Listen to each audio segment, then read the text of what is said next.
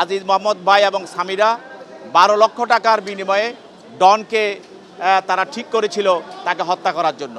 এই 12 লক্ষ টাকার চুক্তিতে ডন, ফারুক, জাভেদ সহ আরও অন্যান্য আসামি, মোট 11 জন আসামি, তারা তাকে হত্যা করার পরিকল্পনা করে এবং সেখানে যেদিন তাকে হত্যা করা হয় তার বাড়িতে, সেদিন এখানে আজিজ মোহাম্মদ ভাই ছিল, উপস্থিত ছিলেন, সামিরাও ছিলেন, অন্যান্য আসামিরা ছিল।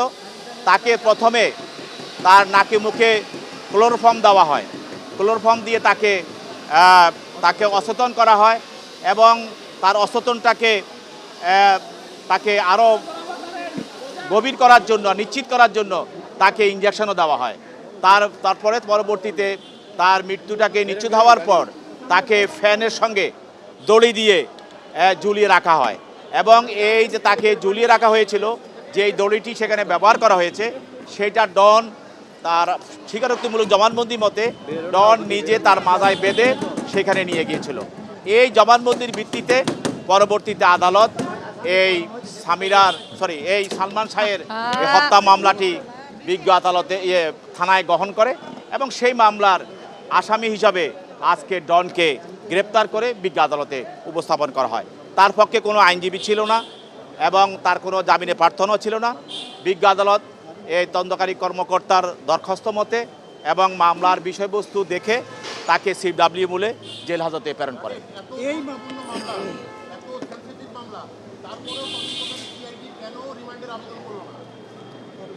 আজকে তাকে গ্রেপ্তার করে নেওয়া হয়েছে এবং আপনি সিআইডি গ্রেপ্তার করতে রিমান্ড নিতে পারবে, যে কোনো সময় নিতে পারবে। হয়তো আজকে নামার চিন্তা কোনো নাই, কিন্তু পরবর্তীতে সিআইডি তাকে রিমান্ডে নিতে পারে।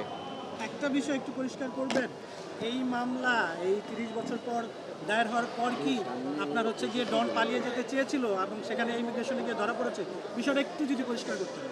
ইতিমধ্যে এই মামলার যতজন আসামি আছে সবার বিরুদ্ধেই গ্রেপ্তারি পরোয়ানা জারি করা আছে এবং তারা যেন বিদেশ যেতে না পারে সেই মর্মেও নিষেধাজ্ঞা দেওয়া আছে।